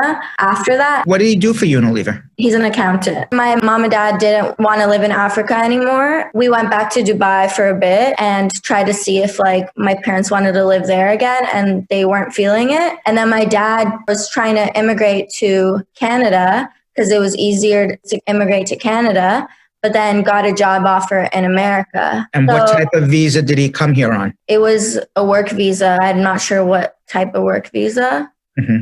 And then me and my mom were dependent on my dad. Right. Well, it would have been either an L visa, which is an intra-company transferee visa, an E visa, which would be some sort of investor treaty trader visa, or an H-1B, which would be like a professional worker. That sounds the most familiar. H-1B. Right. And then you were in H-4. How old were you at the time? I was around like 10 or like 11 maybe. And where did you immigrate to? We were living like in a suburb of San Diego. It was very different. And I was kind of like not really liking school very much. So I started going to charter school and I homeschooled like and finished school quickly. And then I moved out of my parents' house when I was 16. Did you think about when you were moving out when you were 16, what your immigration status was? Because you were dependent on your dad's work visa. Exactly. So I didn't think about that kind of stuff. Like, because I moved when I was like 10, right? And you don't know anything about immigration. And especially, I was kind of like a rebellious teen, I guess. I just didn't want to be in my parents' home. Like, I didn't like that we moved so much. You know what I mean? Like, now I know how the story ends. You know, it's not a spoiler alert. You got deported from the United States. How old are you now? I just turned 29. Okay. All right. So when you look back 10, 15 years ago, you're 15, 16, 17 years old. Are you upset at your parents that they never sat you down and said, hey, you got to think about immigration? You know, because as a 15-year-old, you can't be held responsible for understanding what your immigration status is. Yeah. I mean, when I first got deported, I was like, why didn't I know or understand? But now looking back, I also like wasn't very receptive to like, if I was a parent, like, I don't know if I would have been able to talk to me. Like, because you were so rebellious. You weren't listening to anything. I didn't think my parents knew anything. In a lot of like immigrant families, parents don't even talk to their kids like very much. You know, so like, at least certainly in your family. I mean, I guess every immigrant family is different, but certainly in your family, your parents. Yeah, but like a lot of Indian families, like I hear similar stories with my Indian immigrant friends. Like they don't like I've never talked to my parents about sex, or like I don't remember having conversations with my parents like as a teenager. So at some point, I assume your visa ran out. I went to school, so then I got a student visa. I transferred onto a student visa. So you were aware of something. I just didn't know how complicated processes were. Who took care of the student visa for you? Your parents, I assume. Yeah, my parents. Yeah. Where'd you go to school? I went to school in San Francisco at art school, 2009, 2010. In my first year, I started like kind of working, but you're not allowed to work under student visa if you're an immigrant. But like I was kind of working like because people were giving me jobs just to work at their magazine or write for their newspaper and stuff like that about music. Like they would see me at like events and stuff and be like, oh, you're always here. Like, won't you, like, will you write about this? Will you do this? Will you do this? I was making music like by myself, and like I had put out like some music. How'd you get into your music career? Well, so like I've been like making music like on my laptop, and like even like back home, like on my laptop, I would like make stuff. And like I was always really into music. When I moved to San Francisco, I was doing a bunch of graphic design too, and a lot of like animation stuff. And like one of my favorite musicians, MIA, her like crew found this website me and my friends ran. I was like 17. They wanted us to work for her and make graphics for her website. And I was like already making music on the side. So I'd like kind of go to LA back and forth from San Francisco. So I was meeting a lot of people in LA, and some like big producers like had heard some stuff that I was working on, and I got asked to like help write on some records. They heard one of my songs and they told the artist to copy the way I was like singing one of the songs. And then the artist, her name's Krayshawn. She had a viral song called Gucci Gucci. So like she knew me, like we weren't like really good friends at this time, but she's like, oh no, like I know Chippy, like I'm not gonna steal that idea. And then they were like, let's fly her out and she can be on the record and she can help write on the record. And she was signed to Sony RCA at the time. That's when I went to LA and everything kind of shifted. And I told my counselor, like, I'm getting like all these offers for like music stuff, but I still want to like be here, but I don't know what to do. And they were like, okay, well, switch some of your classes to online and da. But obviously I got so like distracted. Did you graduate college? No. All right. So at some point you stopped school. I told my parents I was dropping out of school, and they said, well, you're going to have to switch back to the dependent visa. And then they obviously didn't want me to drop out of school. And then I was like, okay, well, I'll switch to the dependent visa. That only lasts till you're 21. Exactly. And I didn't understand the severity of switching back and forth from like student visa to this visa. And then like when that expires, like, what do you do? All this time I'm working. Right. Which is you're working without permission. All this time you're violating your visa and don't even realize. Yeah. And like now in retrospect, obviously I know that. You came here as a child dependent on your parents' work visa. You switched to a student visa. You wanted to give up school. You switched back to a dependent on your dad's work visa. And when you turn 21, you fall off that visa. Yeah. I tried to go back to school. And then... did your parents sit you down and say, hey, you're out of status? What are you doing? No. No. Did you realize you were out of status? No. At the time? No. No. At the time, I didn't know. Okay. I didn't even really know what out of status meant. Like, I was just like, oh. Let's talk about your music career and then how the music career intersected with you actually getting deported. How did you come up with the name Chippy Nonstop? It was kind of my nickname even before I like fully started making music. It was my name on Twitter. And like my friend used to call me Chippy because I would eat a lot of chips. Okay. and then like Nonstop was just a thing because I literally was just like always like on the go, like doing stuff nonstop. Okay. How did your career take off? So yeah, I guess I was telling you, like my friend Krayshawn, she blew up and she had me like helping writing on some songs, and she like directed some of my videos, and I went on tour with her and stuff like that. And then some of the producers that were working on her album really liked working with me, and they were on Sony like RCA, and they were writing like big records for like Miley Cyrus and like Madonna and like stuff like that. So I became a part of their like team and started helping write with them. So I was doing a lot of like songwriting for that. And then there was like other projects I was doing on the side. There's this producer named Diplo, like I was working with him, and like I got on a song for this popular group called Major Lazer. And like people were seeing me on like big tracks and stuff, and like seeing me like riding around. And then you went on tour. Yeah, like I was touring with Krayshawn and like three other girls. And you left the US. Yeah. But this was before I got deported. I guess I was like kind of flying under the radar. And like when I played in Japan and when I came back, that's when I got in trouble. You got in trouble. Let's talk about that. So what happened? So yeah, like I was 24 when it happened. And then I was at airport security. And then I was like, oh yeah, like I'm good. Like I'm fine. What were you showing them? Well, they would just look through my passport at like old like visas, I guess. What were you showing in your passport? You had an Indian passport. Yeah, I had an Indian passport. They knew that I was a student here. My family lives here. I mean, I would hand them my passport like as ID. What happened this last time when you came back? I showed security, and then I got into a room, and I was just in a room with like, you know, 3 people like sitting looking really sad. And I was just like, oh shit. Are you scared? Yeah, I'm terrified. They take me to just like a desk, like right in that room. And then they're just asking me a bunch of questions. They're kind of like talking to me like you're dumb, like that you didn't know that you can't come in back in here. And they were like, why, like, you know, you had this visa, but you you don't have the right visa right now to come in. Well, right. And what And did then you I was like, oh, I don't know. Like my family lives here. I went to school here. Like I just like was like, I don't understand. So what happened? Did you sit in jail? Yeah. And then after that, they take me into a room and they are like asking me all these questions about my possessions and like taking all my money. What questions did they ask you? How much money I have on me, like what I have with me, and customs type questions. And then they're taking away like the strings of like my hoodie and like my shoelaces away from me because I'm going into the room, you know? So like they're just going to leave me in the room for a while before they take me into like more questioning. So they didn't want me to like hurt myself like while I was in the room because I was like pretty hysterical. And how long were you in detention? It wasn't a full day. I was in that room for a while, in and out. Like they would take me to, some guy would come, take me, ask me a bunch of questions about like my job, my life, like if I've done any drugs ever, like things like that. And like, just like all like questions, like taking my fingerprints and everything. And then they asked me like where I wanted to go, like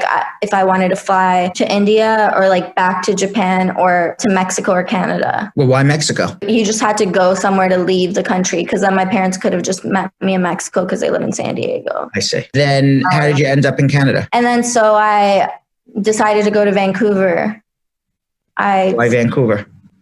Just because it was the closest Canadian English-speaking place. You have no ties to Canada. I didn't know anyone in Vancouver except like from the internet. Like I just talked to people all over the world on the internet.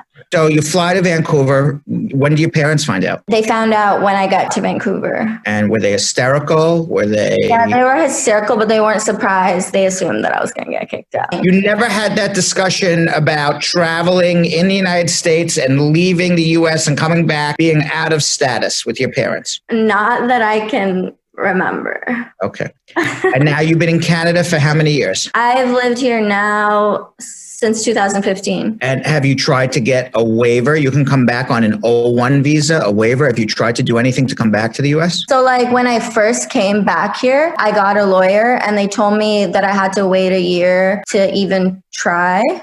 Well, no, not true, but okay. At that time, yeah, that's what they told me, that I should wait at least a year. No, you can come back on an O1 visa, somebody with extraordinary ability. I don't know if you were asked to just withdraw your admission to the United States or you had a summary inadmissibility order. There's two different things that could have happened at the airport, but it sounds like they just asked you to withdraw your admission and go to another country and pay your own way. You never had a summary inadmissibility, so you can come back on an O1 visa. But then they banned me for 10 years. You have a 10-year bar because you were out of status for more than a year. But you still can come back on a waiver. Yeah. Have you tried to do that? You don't have to wait a year. My question is, do you want to come back to America? Yeah. So why are you in Canada for 5 years? Why haven't you applied for an O1 visa? Well, so basically, like when... Why haven't your parents filed for you? Do they have a green card? No, so they don't need... But you can do an O1 visa with extraordinary ability and get a waiver and come to the United States and work. Honestly, like everything was just so daunting at the time. And then like I started like doing really well in Canada and like I started doing certain work that I liked better than what I was doing in America. Really? Yeah. Tell me what you're doing in Canada. So yeah, like when I moved to Vancouver, I didn't really like the scene there. And I started this like workshop series to teach women and queer people how to produce and DJ. And it kind of took off. And like, I just like kind of started a really big community with it. And like, I just traveled to like Lebanon and Istanbul. The Canadian embassy paid for me to go teach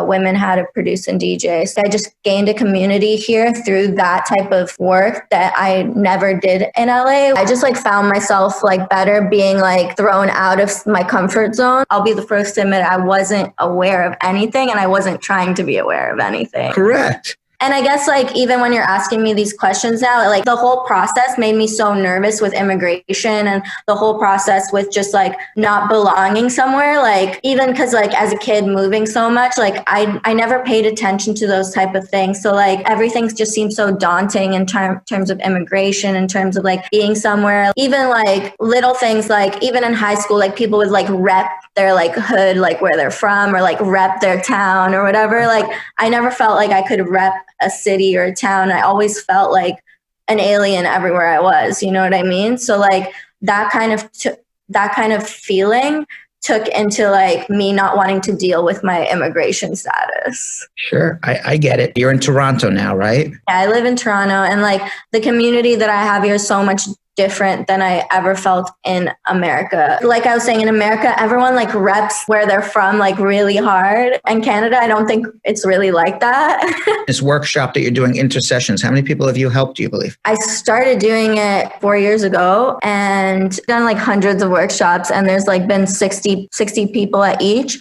Like I can tell you that there's like maybe like 10 girls immediately that I mentor like directly all the time that are like working DJs that are touring already, like since we first started. One of the girls who came to the first workshop ever, she actually runs them in Vancouver now. So she runs all the workshops that are in Vancouver. And then I have another girl running workshops in LA. I have another girl running workshops in New York. And then I do all the ones in Toronto, and I do all the ones like globally. Makes you feel good when you see that you made a difference in somebody's life. Yeah, definitely. And also just like when I think back of like how I got into certain, or like I was in a very like part of the boys club thing in LA. Like I was around a lot of dude DJs and like dude producers that were kind of like condescending towards women or like chauvinistic. So like I saw a lot of that, and it really carried me on to like wanting to do more community-based stuff first. At least the well-known famous DJs all seem to be men. Yeah, on the Forbes list of like top 100 DJs or whatever, 4 of them are women, and they're all white. A documentary that I'm a part of actually is coming out at TIFF Toronto Film Festival, and it's called Underplayed, and it's about them, the top 4 women, and then also other women that are in the industry that kind of are finding their voice only now. And, you know, there's been women in this industry since time, but people still say, where are all the women? Well, I'm glad you are teaching the next group of women to come. Yeah, it's for women and also queer people, like people who feel like they're not in the boys club, basically. Right. Actually, we want like everyone to be a part of the conversations, because like I do workshops where it's like consent in the club, how to dance like with a girl in a club, how to ask, like how to safely do drugs in the club, things like that. And everyone should be a part of that conversation. So everyone's welcome to the workshop, because the equipment for DJing and production is really expensive. So we supply all the equipment for the workshop. So we say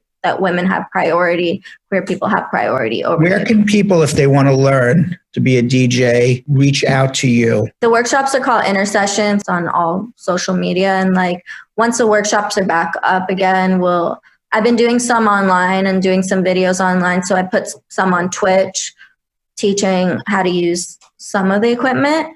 I've been doing like some, like for some people for production, private like online classes.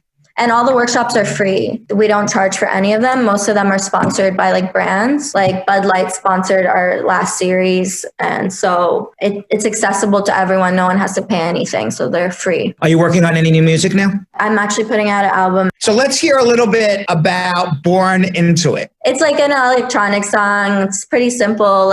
But yeah, basically it's just like, you know, the way the system works. Like I didn't ask to be born into it, but here I am in it. And the proceeds all go to programs that help Black Lives Matter? Yes. It's on a compilation, and each person's song goes to a different charity. Let's hear a little bit of Born Into It. I was born into it.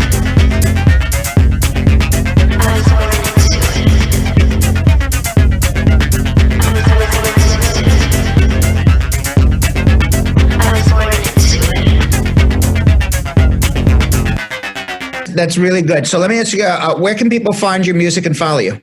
You can find me on SoundCloud, Bandcamp, iTunes. My whole album will be out on everything, like Spotify, everything, as Chippy Nonstop. If you Google Chippy Nonstop, it'll come up. We always ask this question at the end of all our interviews. If you had your American dream, what is it? At the end of the day, the type of opportunity, especially in the entertainment industry, that you can get in America is insane. How I went from point A to point B so quickly in America, that could never happen here. And the access that you have in America in the entertainment industry, especially, is you can't get it anywhere else. Not Europe, not Asia, not anywhere. So that's the thing that I miss, the access to certain things. All right. Well, Chippy Nonstop, thank you very much. We look forward to your new album. Thank you very much for coming on, and I'm glad things worked out for you in Canada. Thank you. Chippy's story should be a cautionary tale to anybody out there who's not a United States citizen or green card holder. You need to keep up to date on your immigration status. You need to know the ramifications of being out of status, and your parents need to make sure that all your children know about their legal status. Chippy's problem was her parents never dealt with her immigration status after she was 21. You know, it's all good to see that she's doing well in Canada, but her deportation could have been completely avoided. You know, had her parents been involved, had she been more aware. And as I said in the interview, she can come back with an O visa and get a waiver. So she's allowed back if she wants. All right. Social media speed round. Forgot what I was about to say. I'm going to potentially answer 9 immigration questions correctly in 50 seconds or less.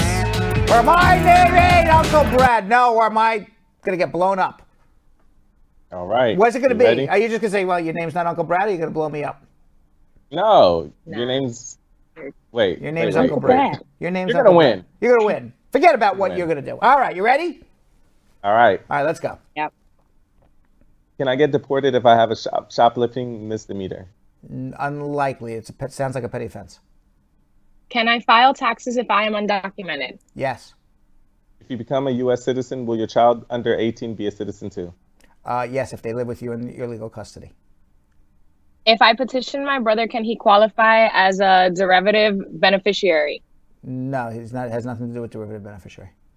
Can I file for an I-539 application if my parents are on a B1 visa? That's to extend their B2 visa, yes. Can the U.S. deny re-entry if I'm a green card holder in Mexico?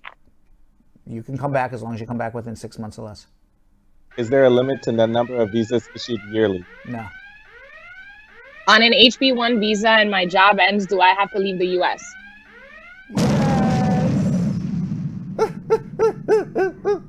There was a long one in there. Had you thinking? By the way, the citizenship, yes, you're an automatic citizen. I forgot to add, you also have to have a green card, be under 18 and be in legal and physical custody of your parent.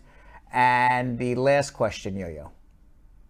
The last question is, can you travel internationally while on an LPR or while an LPR? Of course. All right.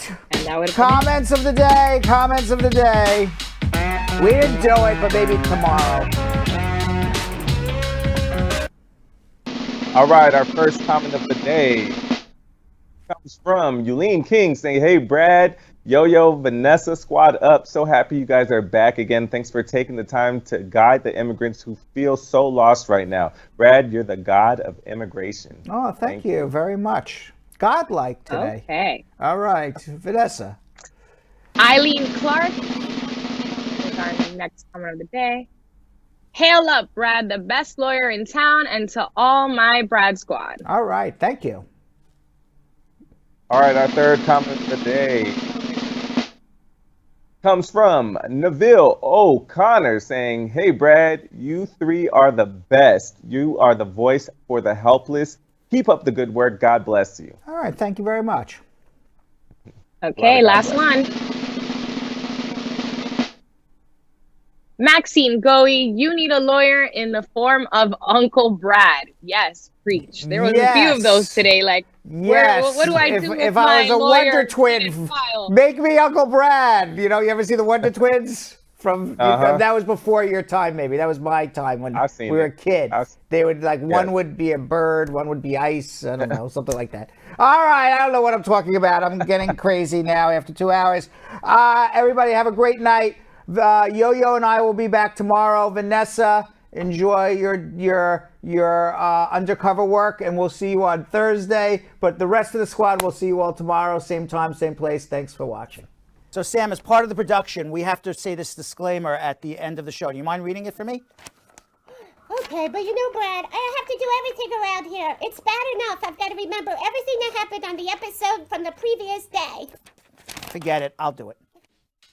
The proceeding was information only and not specific legal advice. Consult an attorney about your individual situation. Prior successful results do not guarantee a similar outcome in the future. To make an appointment with the Spar and Bernstein law firm located at 225 Broadway in New York City, call 1-800-529-5465. That's 1-800-529-5465. Easy to remember, 1-800-LAW-LINK. That's 1-800-LAWLINK.